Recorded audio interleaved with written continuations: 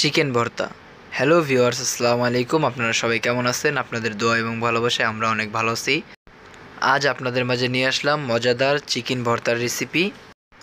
অনেক সময় আমরা রেস্টুরেন্টে গেলে এই ভর্তাটা খেয়ে থাকি, যেটা খেতে দুর্দান্ত স্বাদের হয়। আপনারা বাসায় বসে খুব সহজে এই রেসিপি ফলো করে বানিয়ে নিতে পারেন। তাই ভিডিওটা না টেনে পুরো রেসিপিটি দেখার অনুরোধ রইল। প্রথমে আমি একটি পাত্রে পানি দিয়ে নিচ্ছি 4 কাপ। পানিটা বলক চলে আসলে এর মধ্যে হাড় ছাড়া মুরগির মাংস দিয়ে নিচ্ছি 500 গ্রাম। মুরগির মধ্যে লবণ দিয়ে নিচ্ছি স্বাদ মতো।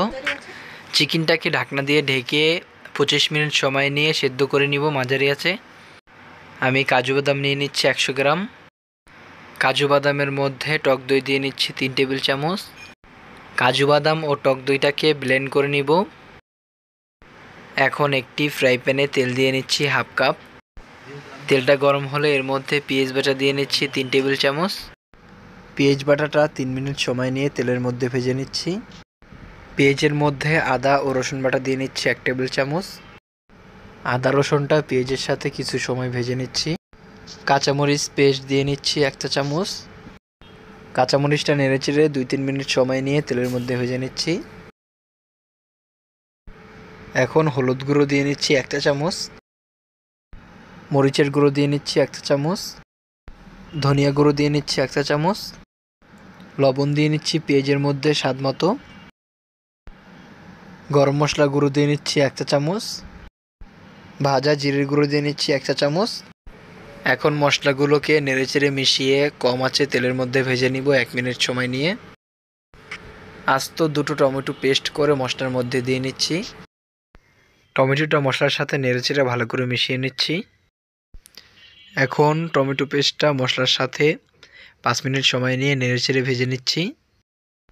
মশলার মধ্যে টক দই ও কাজু বাদাম পেস্ট দিয়ে নিচ্ছি। মশলার সাথে পেস্টটাকে নেড়েচেড়ে মিশিয়ে কষিয়ে নিব 3 থেকে 4 মিনিট সময় নিয়ে কম আঁচে। এখন মশলার মধ্যে চিকেন স্টক দিয়ে নিচ্ছি 1 কাপ। স্টকটা মশলার সাথে নেড়েচেড়ে মিশিয়ে 3 মিনিট সময় নিয়ে মাঝারি আঁচে কষিয়ে নিব।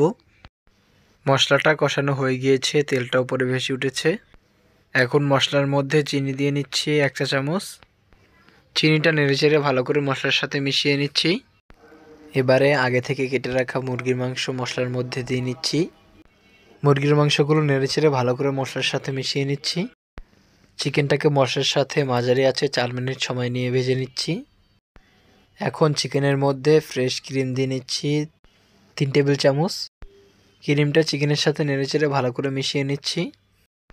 কম আঁচে 1 মিনিট সময় নিয়ে জাল করে নিচ্ছি। চিকেনের মধ্যে কুচি করে রাখা ডিম দিয়ে নিচ্ছি 1 পিস।